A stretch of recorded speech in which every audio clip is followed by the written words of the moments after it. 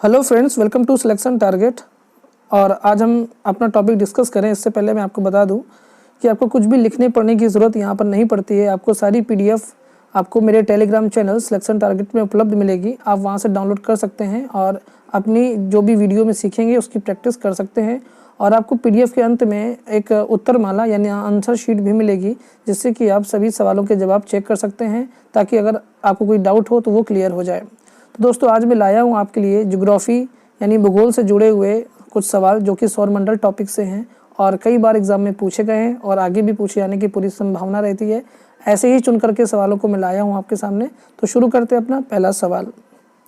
दोस्तों, पहला सवाल है कि ग्रहों की गति का नियम किसने दिया? ग्रहों की गति का नियम किसने दिया, ये आपका सवाल है। और आपके ऑप्शन हैं, option A Kepler, option B Newton, option C Copernicus, option D Galileo. तो दोस्तों, ये 4 ऑप्शन है और आपका सवाल है कि ग्रहों की गति का नियम किसने दिया। तो दोस्तों, इसमें जो सही ऑप्शन है वो है केपलर।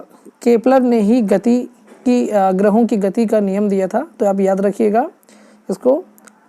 अगला प्रश्न है कि सूर्यमंडल में ग्रहों की संख्या कितनी है, यानी सौरमंडल में ग्रहों की संख्या कितनी है। आपको ऑप्शन है आपके, option A 9, option B 11, option C 10, option D 8।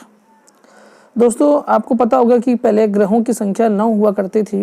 फिर 2006 के प्रयाग सम्मेलन में, जो कि अंतर्राष्ट्रीय प्रयाग सम्मेलन हुआ था, उसमें प्लूटो को ग्रहों की श्रेणी से बाहर निकाल दिया गया था, क्योंकि वो ग्रहों के जो नियम होते हैं वो उसका पालन नहीं करता था और वो नेपच्यून के यानी वरुण के कक्षा में होकर गुजरता था, जिसकी वजह से प्लूटो को हटा दिया गया और उसको बौने ग्रह की श्रेणी में रख दिया गया।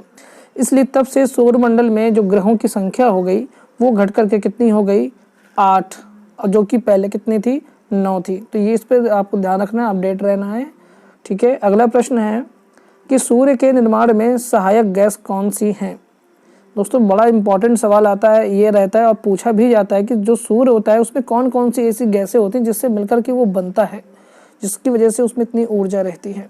आपका ऑप्शन ए है हाइड्रोजन एवं हीलियम, ऑप्शन बी ऑक्सीजन एवं carbon dioxide, option C helium और ऑक्सीजन, ऑप्शन डी हीलियम और नाइट्रोजन। दोस्तों, ये 4 ऑप्शन है और सवाल पूछा गया है कि सूर्य के निर्माण में सहायक गैस कौन सी है, यानी किन गैसों से मिलकर के सूर्य बनता है। आपके ऑप्शन दे दिए गए हैं, बता दिए। अब आपको सही ऑप्शन का चुनाव करना है। तो दोस्तों, ऑप्शन ए हाइड्रोजन एवं हीलियम ऐसी गैसें हैं जिनसे मिलकर के सूर्य का निर्माण हुआ है। और एक सवाल और पूछा जाता है कि सूर्य में कौन सी क्रिया होती है जिसकी वजह से जो सूर्य है वो लगातार प्रकाशमान होता है। तो नाभिकीय संलयन की क्रिया होती है, नाभिकीय और संलयन की क्रिया होती है, जिससे कि उसके जो तत्व होते हैं वो फूटते रहते हैं और प्रकाशित होते रहते हैं। लेकिन जो सवाल है ये आगे और भी हम इस तरह के क्वेश्चन करेंगे। तो अभी जो आपका सवाल है सिर्फ उस पर ध्यान देते हैं। और अभी सवाल है कि सूर्य के निर्माण में सहायक गैस कौन सी है। तो दोस्तों, ऑप्शन आपके बता ही दिए गए थे। तो इसमें जो पहला ऑप्शन है हाइड्रोजन एवं हीलियम, ये यहाँ पर सही माना जाएगा। अगला प्रश्न है कि सूर्य हमेशा पूर्व दिशा में ही क्यों निकलता है। आप देखते हैं कि जो सूर्य है वो हमेशा पूर्व दिशा में ही निकलता है। तो आपका सवाल है कि ये क्यों निकलता है।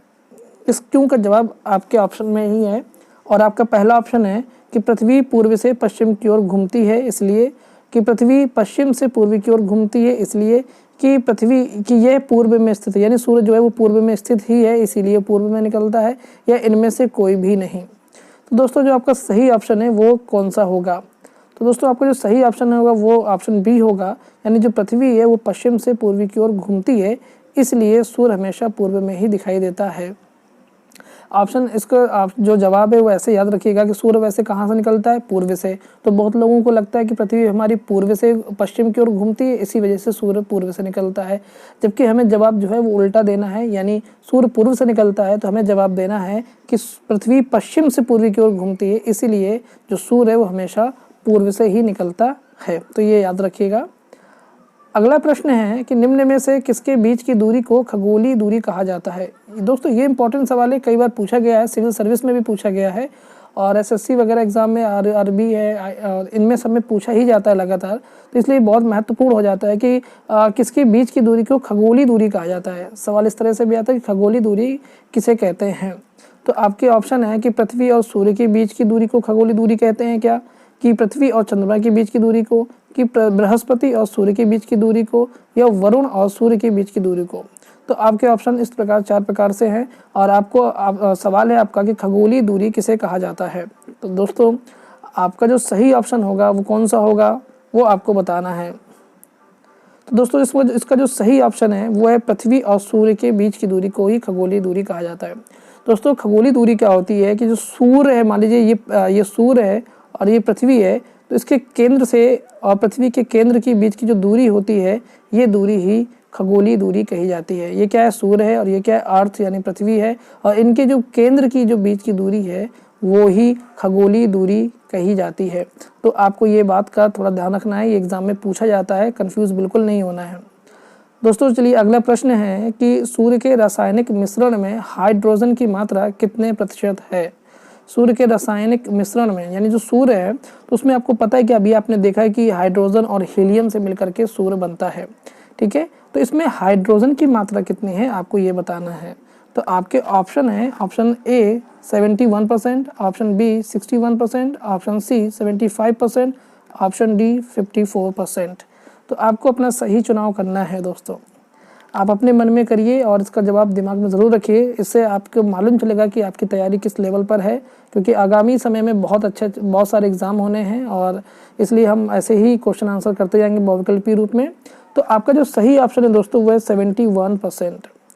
तो 71% जो सूर्य होता है उसमें 71% सिर्फ हाइड्रोजन होती है और बाकी के जो 29% हैं वो क्या होती है, हीलियम गैस होती है, ठीक है, जिसकी वजह से जो सूर्य है वो प्रकाशमान रहता है। दोस्तों अगला प्रश्न है कि सूर्य का प्रकाश धरती तक पहुंचने में कितनी देर में पहुंचता है। सूर्य का प्रकाश धरती तक कितनी देर में पहुंचता है। आपके ऑप्शन हैं 7.3, ऑप्शन बी 8.3, ऑप्शन सी 9.4 और ऑप्शन डी 10। तो आपको अपना सही जवाब चुनना है दोस्तों कि सूर्य का प्रकाश धरती तक कितनी देर में पहुंचता है।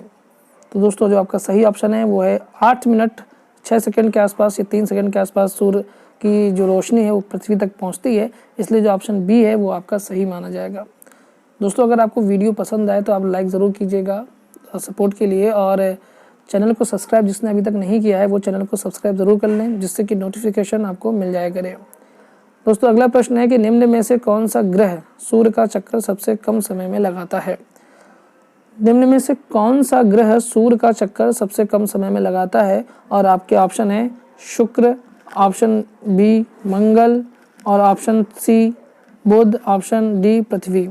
दोस्तों आपको बताना है कि इनमें से कौन सा जो ग्रह है वो है सूर्य का चक्कर सबसे कम समय में लगाता है। तो दोस्तों सूर्य, आपको पहले ग्रहों की सारी स्थिति पता होना चाहिए। सबसे पहले बुध होता है, बुध, फिर शुक्र, फिर पृथ्वी, फिर मंगल, फिर शनि, फिर अरुण, फिर वरुण। बृहस्पति रहेगा इसमें, जिसमें पृथ्वी के बाद बृहस्पति रहता है, फिर शनि, अरुण, वरुण। तो इस तरह से आप सूर्य की पूरी एक सीक्वेंस को याद रखिए। और सूर्य के सबसे पहले होता है बुध ग्रह, इसलिए बुध ग्रह ही कब सबसे कम समय में सूर्य का चक्कर लगा लेता है। तो दोस्तों याद रखिए ऑप्शन सी बुध है जो कि सूर्य का चक्कर सबसे कम समय में लगाता है। क्यों? क्योंकि सूर्य के पास होता है, इसकी जो कक्षा होती है वो छोटी होती है, इसलिए वो बहुत जल्दी से घूम करके अपनी कक्षा को पूरा कर लेता है। इसलिए जो सूर्य का चक्कर सबसे कम लगाने वाला ग्रह है वो बुध ग्रह है। दोस्तों अगला प्रश्न है कि पृथ्वी की बहन किस ग्रह को कहा जाता है। पृथ्वी की बहन किस ग्रह को कहा जाता है। ये सवाल यूपीएससी में भी पूछा गया था कि पृथ्वी की बहन किस ग्रह को कहा जाता है।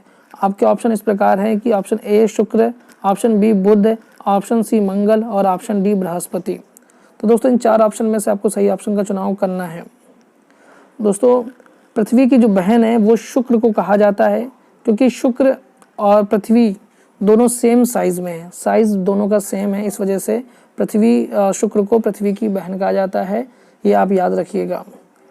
दोस्तों हम लोग जो वीडियो लेकर के आते हैं या जो भी क्वेश्चन चुन के लाते हैं वो आगामी सुपर टेट और ये जूनियर की जो भर्ती होनी है या रीट एग्ज़ाम होना है, ये सभी परीक्षाओं के लिए ये इम्पॉर्टेंट हैं। इसलिए सभी टॉपिक से कुछ ना कुछ वीडियो आपको लेकर के आते हैं, जिससे कि आपकी तैयारी जो है वो हर स्तर पर आप चेक करते रहें। चलिए अगला प्रश्न देखते हैं कि सुपरनोवा किसे कहते हैं। ये भी इम्पॉर्टेंट है कि सुपरनोवा किसे कहते हैं। आपके ऑप्शन इस प्रकार हैं कि ऑप्शन ए एक पुच्छल तारा, ऑप्शन बी एक ब्लैक होल, ऑप्शन सी एक ग्रहिका, ऑप्शन डी एक मृत प्राय तारा। तो दोस्तों आपको बताना है कि सुपरनोवा किसे कहा जाता है निम्न में से। तो इसमें से जो आपका चौथा ऑप्शन है कि एक मृत प्राय तारा, यानी एक जो मरा हुआ बुझा हुआ जो तारा है उस तारा को ही सुपरनोवा कहा जाता है। तो ये याद रखिएगा, ऑप्शन डी एक मृत प्राय तारा। आपको कुछ भी लिखने की एक ज़रूरत नहीं है, सर पूरी पीडीएफ जो है वो आपको उपलब्ध मिलेगी टेलीग्राम चैनल में, और आप वहाँ से सिलेक्शन टारगेट आप टेलीग्राम चैनल में सर्च करेंगे आपको मिल जाएगा, और वहाँ से आप ये पीडीएफ डाउनलोड कर सकते हैं। दोस्तों अगला प्रश्न है कि उत्तरी ध्रुव की खोज किसने की थी। ये बहुत ही ज़्यादा इंपॉर्टेंट प्रश्न है और इसके पूछे जाने की संभावना बहुत ज़्यादा रहती है।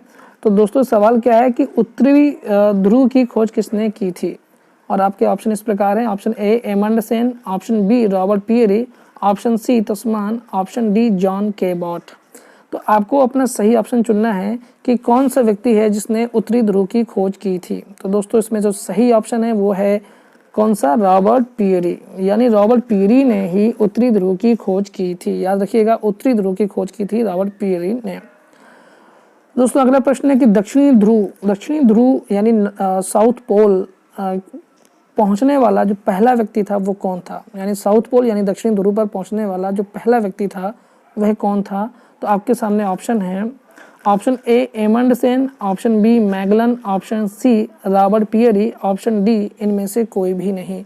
तो दोस्तों आपको अपना सही ऑप्शन चुनना है कि इन सभी चारों ऑप्शन में सही ऑप्शन कौन सा है, वह व्यक्ति ढूंढना है जो कि दक्षिण ध्रुव यानी साउथ पोल में पहुंचने वाला प्रथम व्यक्ति था। तो दोस्तों आपका जो सही ऑप्शन है वो है एमंडसेन, यानी एमंडसेन जो है वो ही सबसे पहले दक्षिण ध्रुव पर पहुंचा था। ऑप्शन ए आपका यहाँ पर सही होगा।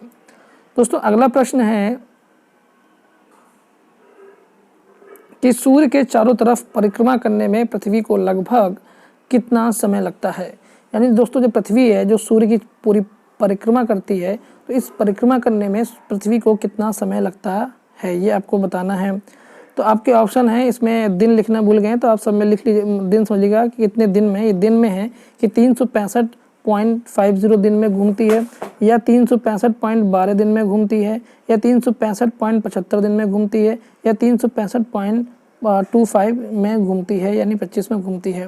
तो दोस्तों आप जानते हैं कि पृथ्वी को सूर्य का परिक्रमा लगाने में जो समय लगता है वो लगता है 365 और 1/4, यानी 365 दिन, और ये 6 घंटे लगते हैं।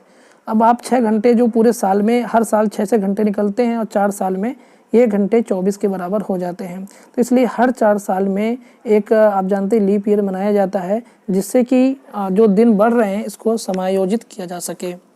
तो इस तरह से आप अंदाज़ा समझ सकते हैं कि 365 दिन 1/4। अब आप 1/4 को निकालेंगे तो मतलब क्या हुआ कि 365.25 जो है वो आपका सही है, यानी 365.25 दिन में जो पृथ्वी है वो सूर्य का चक्कर लगा लेती है।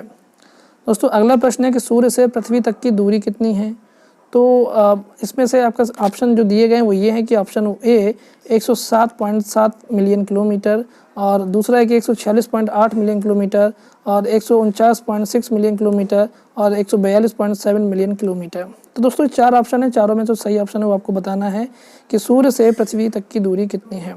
तो दोस्तों सूर्य से पृथ्वी तक की दूरी है 149.6 मिलियन किलोमीटर। कहा जाता है कि 150 मिलियन किलोमीटर है, तो लगभग में 149.6 जो है उसका सही ऑप्शन माना जाएगा। तो याद रखिएगा, अगर 150 मिलियन भी दे देता है तो आप 150 मिलियन टिक करिएगा, लेकिन अगर ऑप्शन में 149.6 दिया हुआ है तो फिर यही वाला ऑप्शन आपका सही माना जाएगा। तो ये याद रखिएगा।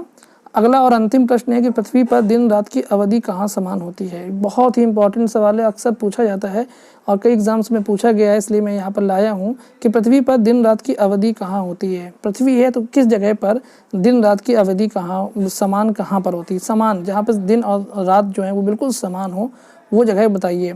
तो पहला ऑप्शन है ध्रुवों पर, ऑप्शन बी भूमध्य रेखा पर, ऑप्शन सी कर्क रेखा पर, ऑप्शन डी मकर रेखा पर। तो दोस्तों ये 4 ऑप्शन है, इनमें से सही ऑप्शन आपका चुनना है। तो आपका जो सही ऑप्शन होगा वो होगा भूमध्य रेखा पर। दोस्तों भूमध्य रेखा कहाँ होती है? पृथ्वी के बिल्कुल बीचों बीच होती है। मान लीजिए पृथ्वी है, उसके बिल्कुल बीचों बीच जो है यही भूमध्य रेखा होती है, और इसी पर दिन और रात जो है वो दोनों की अवधि समान होती है। यानी अगर 12-12 घंटे तो 12 घंटे दिन होगा, 12 घंटे रात होगी, तो सेम बराबर अवधि रहती है यहाँ पर। तो याद रखिएगा, इसी को इंग्लिश में इक्वेटर भी बोलते हैं, इसलिए कंफ्यूज नहीं होएगा। और देखिए आपके पीडीएफ में ही आपके लिए ये उत्तरमाला भी दी गई है, जिससे कि आपको कोई भी सवाल के आंसर खुद भी सर्च करने में कोई गलती ना हो, या बाई मिस्टेक मैं कुछ गलत बोल जाऊं तो आपको सही आंसर जो मिलेगा वो उत्तरमाला से मिल जाएगा। दोस्तों वीडियो अगर आपको पसंद आती है, मेहनत सही लगती है, तो वीडियो को सब्सक्राइब ज़रूर करें, चैनल को सब्सक्राइब करें, वीडियो में कमेंट करें, लाइक करें और बने रहें सिलेक्शन टारगेट के साथ। मिलते हैं अगले वीडियो में, तब तक के लिए जय हिंद, नमस्कार।